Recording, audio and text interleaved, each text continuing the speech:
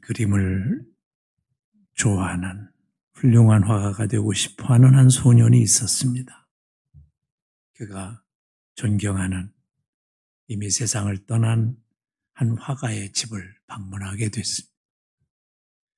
그 집을 구경하다 보니까 세상을 떠난 그 화가가 쓰던 붓들이 있었어요. 자기가 그 붓을 가지면 자기도 그 대가처럼 그렇게 그림을 그릴 수 있지 않을까 하는 생각에 그 화가의 부인에게 요청을 합니다.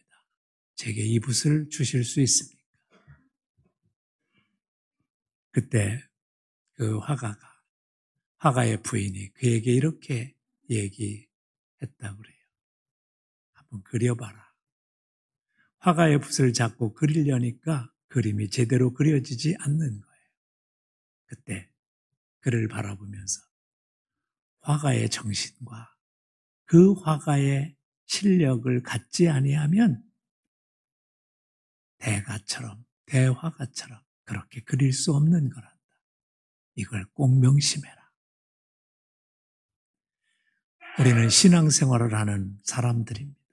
우리는 모두 다 그리스도인이라고 말합니다. 그런데 정말 그리스도인답게 살고 있을까요? 세상의 사람들이 우리를 바라보고 당신은 정말 예수 믿는 사람 같다. 그렇게 얘기하고 있을까요? 아니, 때때로 하나님의 말씀을 듣고 그 말씀대로 살아보려고 하지만 그렇게 살지 못하는 우리의 모습들이 얼마나 많은지 한번 생각해 보셨습니다. 그래서 사도 바울은 우리에게 이렇게 도전합니다. 그리스도의 영이 없이는 그리스도의 사람이 아니라. 왜 우리가 하나님의 말씀대로 살지 못하는가? 하나님의 말씀대로 살 수 있는 실력이 없기 때문인데 그건 우리 안에 그리스도의 영이 없기 때문이다. 여러분, 우리가 인구 센서스 조사할 때 우리는 과감히 기독교에 동그라미를 치고 당신 예수 믿습니까? 그래도 예라고 대답할 때가 많죠. 그런데 정말 그렇게 사는가 하는 거죠. 어떤 젊은 목사, 한국의 목회자가 미국에 유학을 갔습니다. 미국 신학교에서 공부를 하는데, 유학 생활을 하는데, 거기 교수님이 보기에 이 사람이 통 크리스찬다워 보이지 않았던 모양입니다. 어느 날 조용히 면담을 신청하고 그에게 이렇게 물었답니다. 형제님은 진짜 예수를 믿으십니까? 그랬더니 이 한국 목사가 좀 기분이 나빴는지 언짢았는지, 아니 우리 아버지가 신학대학교 총장입니다. 그랬대는. 그게 아니라고 생각한 이 교수님은 다시 한번 진지하게 물은 거예요. 당신 정말 예수님 믿지요? 그랬더니 이 사람이 약간 더 격양되어 이렇게 대답하더랍니다. 내가 그래도 한국에서 목사 한 수 받았습니다. 이 교수가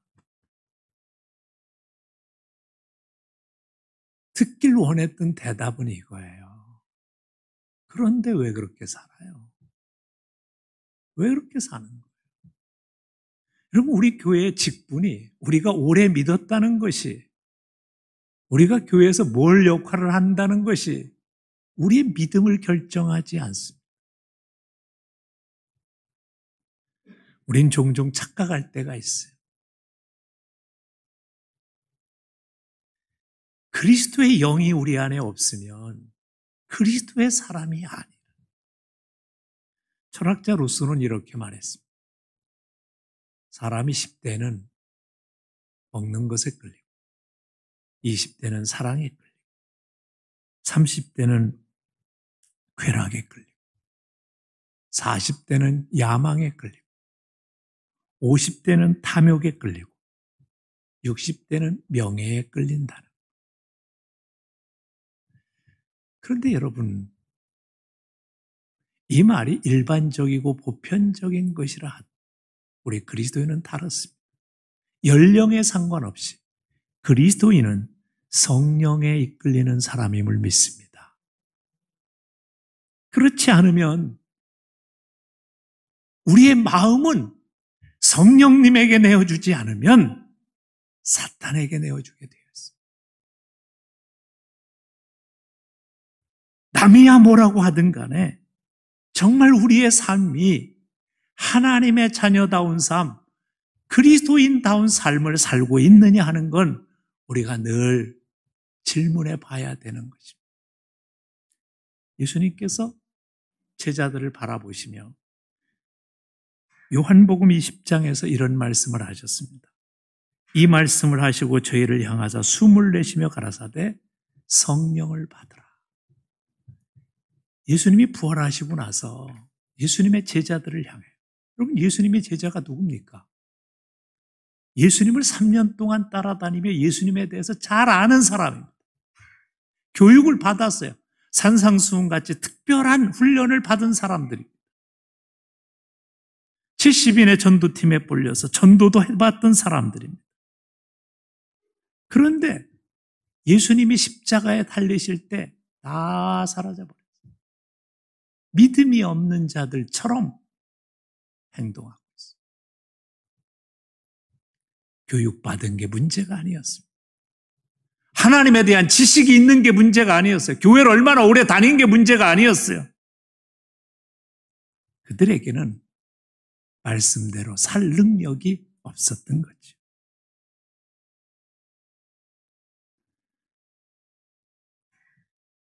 예수님의 제자 베드로는 예수님께서 야, 너 나 3번 부인할 거야.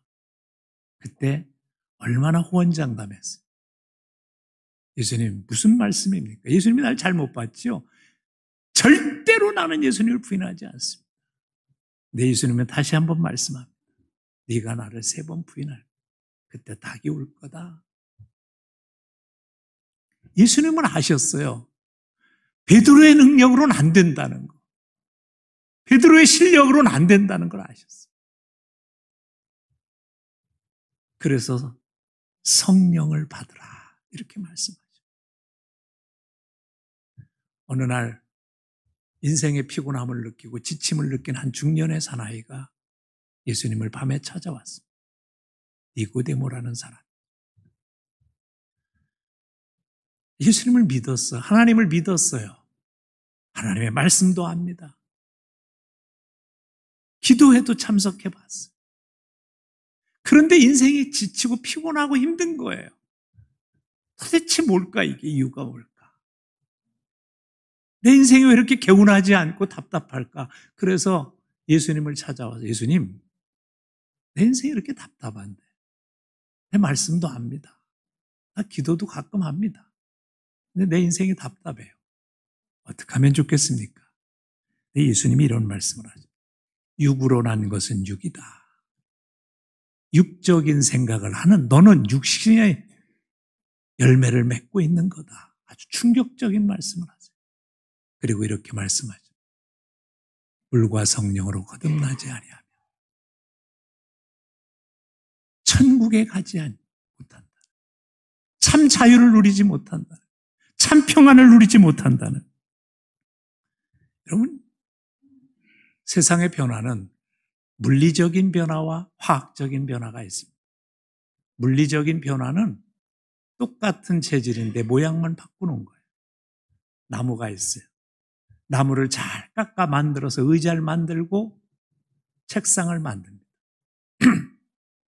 그러면 모양이 그럴듯하게 되지만 그건 나무의 특성을 그대로 가지고 있습니다. 화학적인 변화가 있어요. 나무가 갈아엎어져 화학적인 물이 들어가면 그게 종이도 되고 섬유도 되고 새로운 물질이 되는 거죠. 새로운 특성을 갖는 거예요.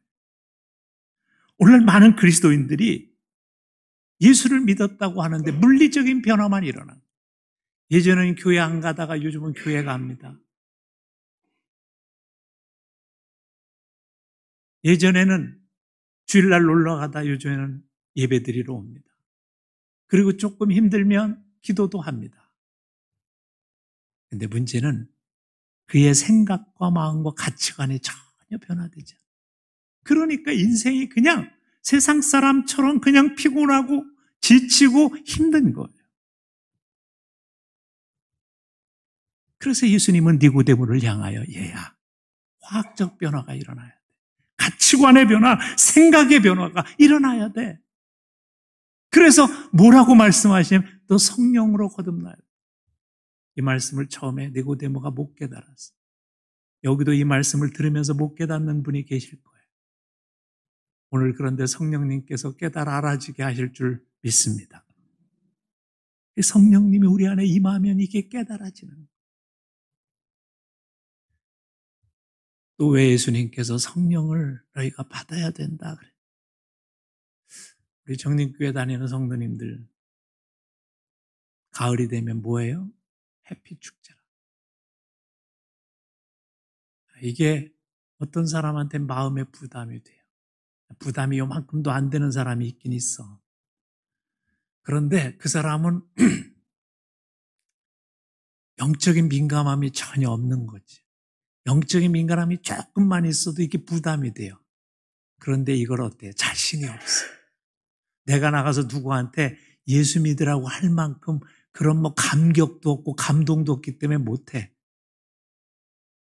그래서 어때요? 이 또한 지나가리라. 세월을 견디기에 들어가는. 전도가를 열심히 불러도 그냥 입술로만 부르지 마음에 감동하면서 부르지 않아요. 왜 그래요? 우리 안에 능력이 없기 때문에. 내게 기쁨이 있고 내게 정말 감동이 있고 그러면 전할 수 있어요. 그래서 예수님께서 뭐라고 말씀하셨냐면 승천하시기 전에 오직 성령이 너에게 임하면 뭐라고 그랬어요? 권능을 받고 그랬어요. 권능. 예루살렘과 온 유대와 사마리아와 땅끝까지 이르러 나의 증인이 될 것이다. 전할 수 있다는 거예요. 그 권능이 우리 안에 임한다는 거예요.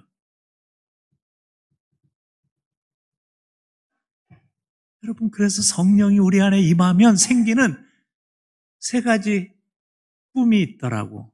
어떤 분이 글에 썼어요. 첫 번째 뭐냐면 기쁨이 생기더래요. 정말 예수님이 내 마음에 들어와서 주인 되니까 내 인생이 왠지 이렇게 기뻐지는 거예요. 말할 수 없는 기쁨이 내 안에 생기. 내가 살아가는 것도 주님 인도하시며 주님 뜻이요. 앞으로 내가 가야 될 저 천국도 주님과 함께 거하는 곳이요. 그러니 그냥 기뻐지더라. 두 번째는 예뻐지더라. 내가 하나님의 자녀요. 축복받은 백성인 게 확 느껴지니까 내 가족도 내 이웃도 옛날에는 그냥 나를 불편하게 하는 사람들로 봤어요.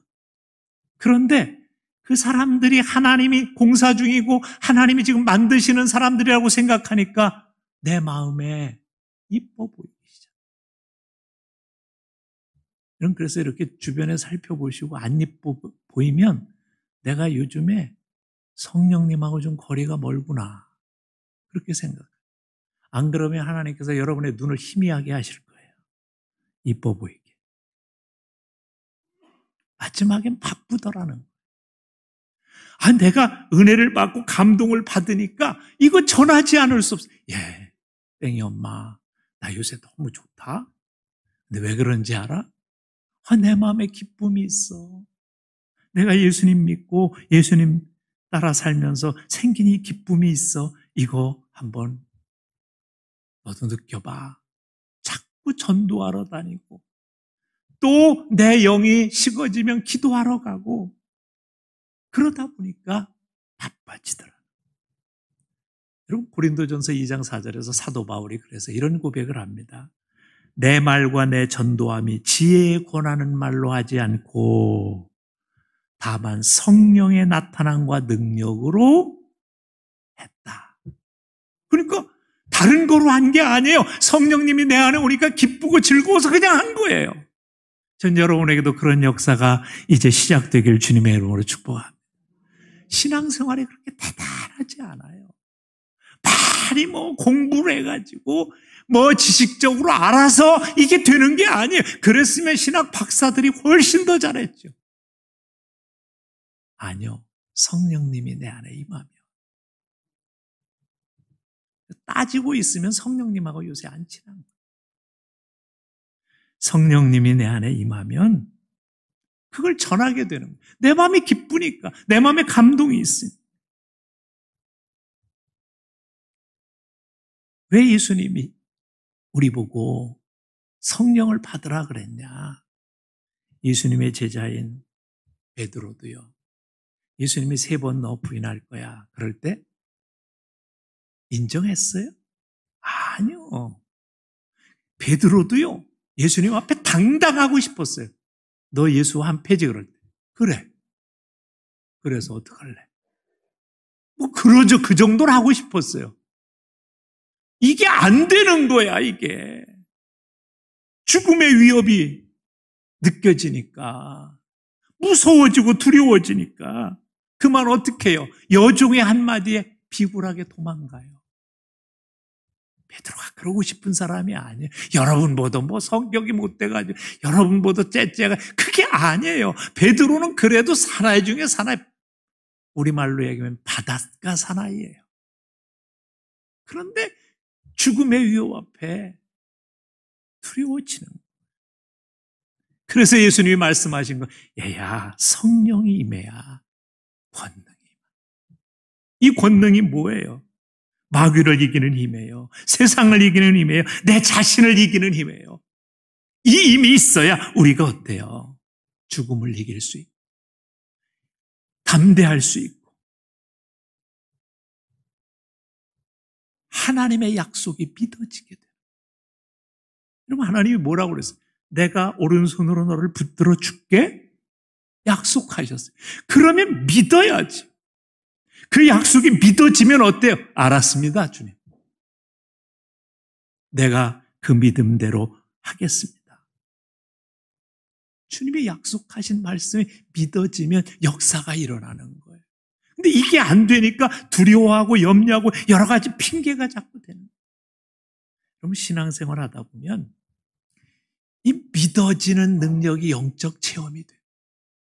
어떤 일을 도전해 보세요.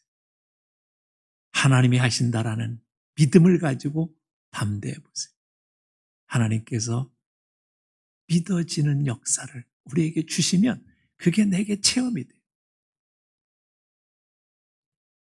그 영적 체험이 나중에는 뭐예요? 어떤 큰 사건을 만나도 두려워하지 않는 거예요. 염려하지 않는 거예요. 근심하지 않는 거예요.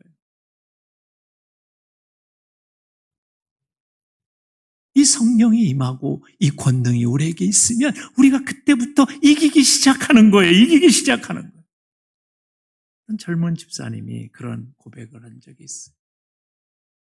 자기가 교회 생활을 열심히 하고 믿음의 생활도 하고 그래서 어떤 땐 기도도 열심히 하고 교회에서 섬기고 봉사도 열심히 하는데 이게 밤만 되면 인터넷의 음란 사이트의 유혹에 넘어가는 거예요. 또 그걸 보다가 자책해요. 내가 이 정도밖에 안 되나? 또 내가 또 이 정도밖에 안 되나? 그래서 자학하고 차교해요. 성령님이 그래서 그 안에 있지 않으면 우리는 이 연약한 심성으로 이길 수 없는 어떤 젊은 집사님이 시어머니를 보면 늘 마음에 부담이 있어요. 시어머니의 이야기에 상처를 받고 근데 교회 와서 하나님의 말씀을 들으면 내가 그래도 사랑해야지. 그런데 가서 쳐다보고 그 소리 하나 들으면 다시 속에서부터 올라와요. 자기가 너무 속상해. 내가 이 정도밖에 안 되나.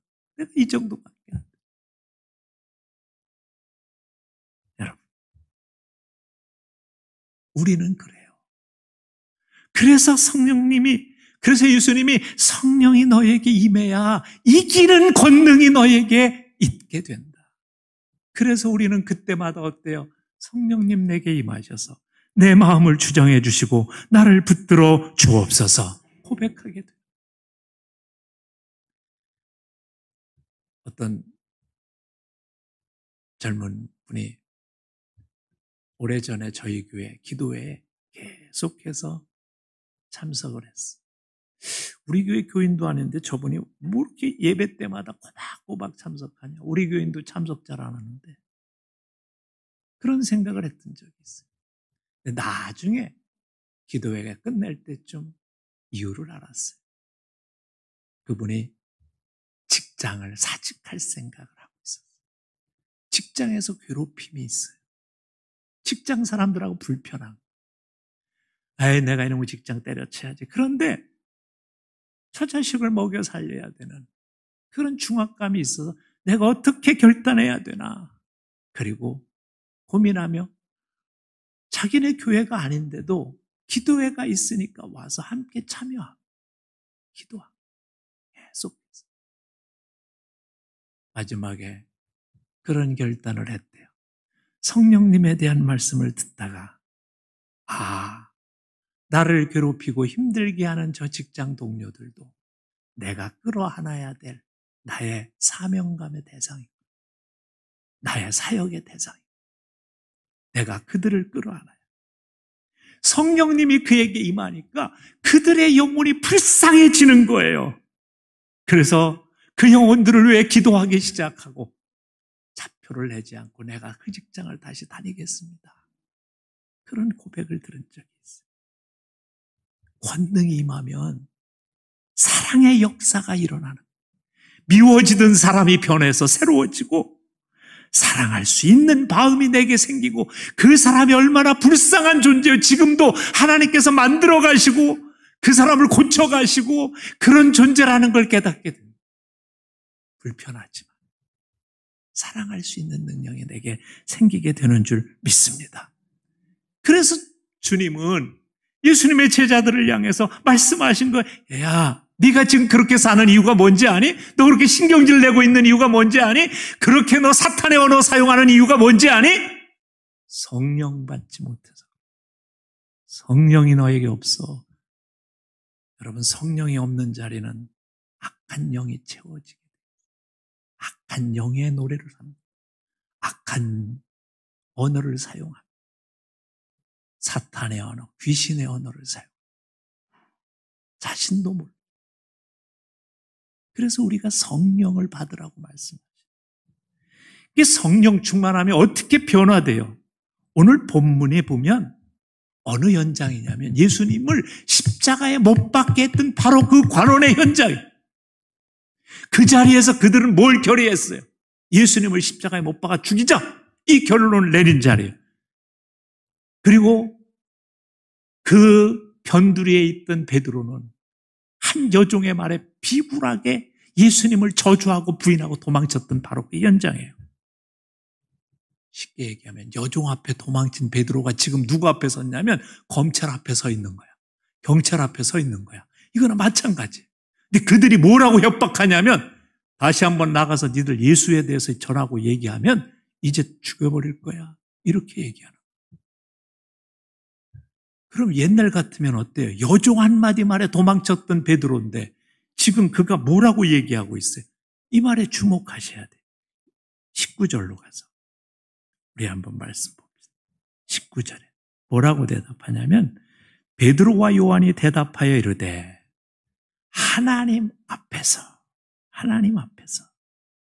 그리고 뭐라고 얘기해요? 너희의 말을 듣는 것이 하나님의 말씀을 듣는 것보다 옳은가 판단해라. 이 정도면 그래. 니들이 판단하고 죽일 테면 죽여봐. 이런 거나 맞아. 아니 베드로가 어떻게 이렇게 변한 거예요? 예수님의 제자들이 도대체 어떻게 된 거예요? 헷가닥 왜 어떻게 된 거예요? 옛날에는 여종의 저 법정도 아니야. 법정 바깥에 거기서 여종이 너 예수 한 패지 그런 말에 도망쳤던 베드로와 그리고 그 근처도 못 갔던 그 제자들이 법정 안에서 당당히 뭐라고 얘기해요?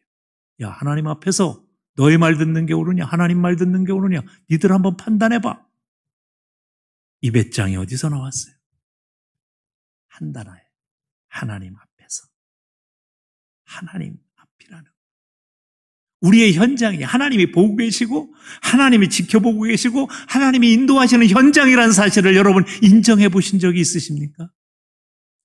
스데반 집사님이 예수님을 전하다가 돌에 맞아 죽어요. 근데 마지막에 환한 미소를 짓습니다. 왜 그랬을까요? 하나님을 봤거든. 하늘 문이 열리고 하늘 보좌 우편에 앉아 계신 예수님이 그를 향하여 서 계신 것을 스데반이 봤어요. 하나님 앞에서. 여러분, 하나님이 내 앞에 계시다. 하나님이 오늘 이 삶의 현장에 계시다. 임마누엘의 하나님이 내 앞에 계시다. 이 사실이 느껴지는 것이 성령의 능력임을 믿습니다. 오늘 이 성령의 능력을 경험해야 우리가 담대해지는 거예요. 그래야 우리 인생이 바뀌는 거지요. 그럴 때 우리의 삶이 변해야 돼요. 왜요? 내 안에 하나님이 주시는 담대한 배짱이 생겨요. 여러분, 이삭은 사실 평생 우물만 파다가 째째하게 도망다니는 인생을 살았어요. 우물 파놓으면 뺏고, 우물 파면 뺏기고, 우물 파놓으면 뺏겼어요. 그런데도 하나 기죽지 않고 우물을 또 팠어요. 나중에 기가 막힌 이삭의 모습을 보고 주변의 사람들이 찾아와서 뭐라 그래요? 야, 당신 보니까 하나님이 당신하고 진짜 함께 있구나. 당신 하나님의 복을 받는다. 이게 뭐예요? 그리스도인이 가져야 될 모습이에요. 세상에 약한 것 같지만 하나님이 그 인생을 책임져 주시는 그 복된 인생. 이게 그리스도인이 가져야 되는 축복이요, 그리스도인이 가져야 되는 삶의 모습임을 믿습니다. 여러분, 오랜만에 만난 동창이, 20년 만에 만난 동창이 우리 보고 좀 그러던가? 너 아무래도 예수 믿는 것 같아. 너 뭔가 다른데? 그런 거 한 번이라도 들어보셨어요? 아니라면 오늘부터 좀 성령님을 사모해 보십시오.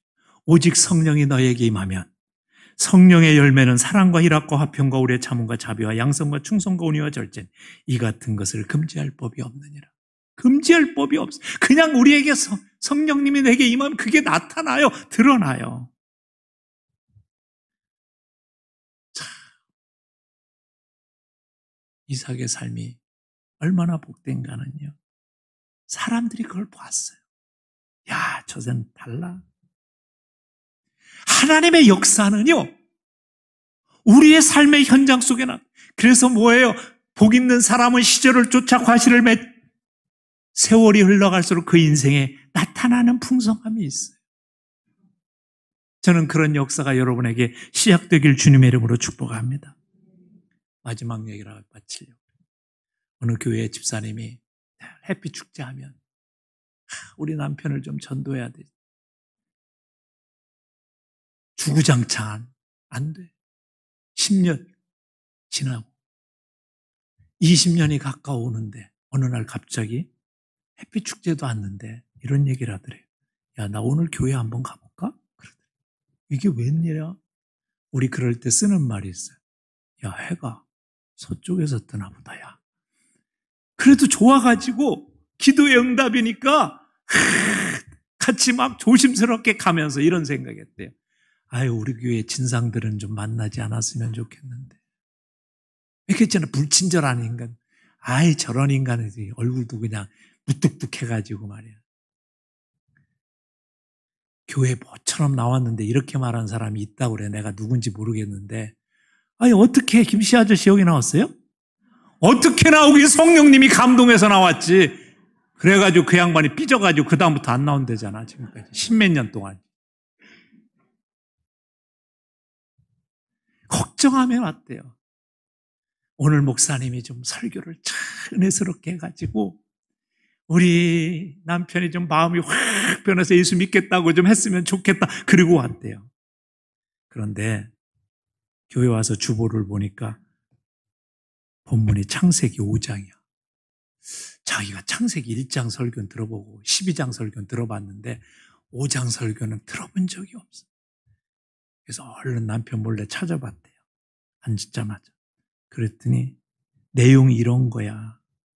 셋은 912세에 죽었고 에노스는 905세에 죽었고 게나는 910세에 죽었고 야렛은 960세에 죽었고 무드셀라는 960세에 죽었다.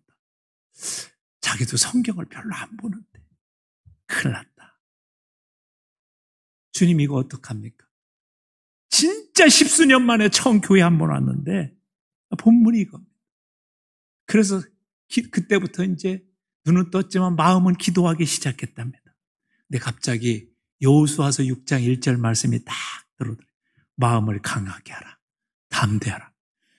오, 그래. 말씀을 주셨으니까 내가 그래가지고 설교를 듣는 내내 기도했대. 하나님, 우리 남편을 변화시켜달라.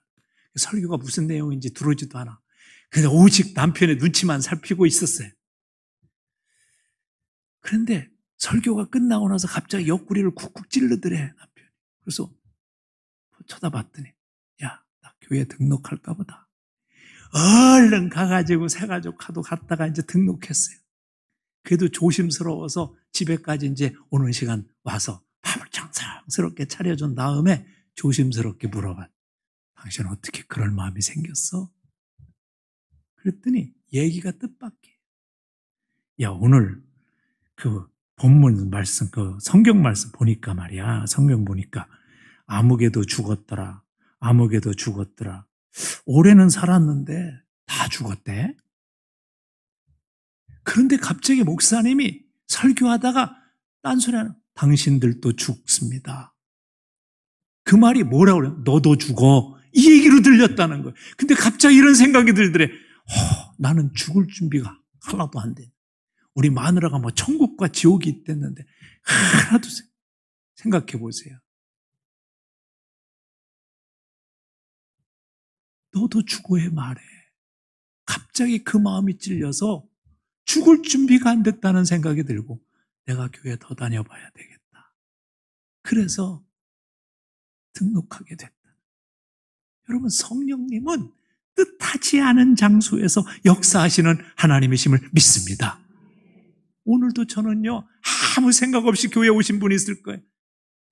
1년 365일, 1년에 52주 똑같은 폼으로 오늘 교회에 오신 분이 있을 거예요. 또 오늘도 설교 견디기라고 축도하면 너무 기쁘고 즐거워서 돌아가는 그 패턴을 반복하는 그분에게도 오늘 이런 찔림의 역사가, 이런 변화의 역사가 일어나는 것이 뭐예요? 성령의 역사임을 믿습니다. 오늘 이 변화가 여러분에게 일어나고 시작되길 주님의 이름으로 축복합니다.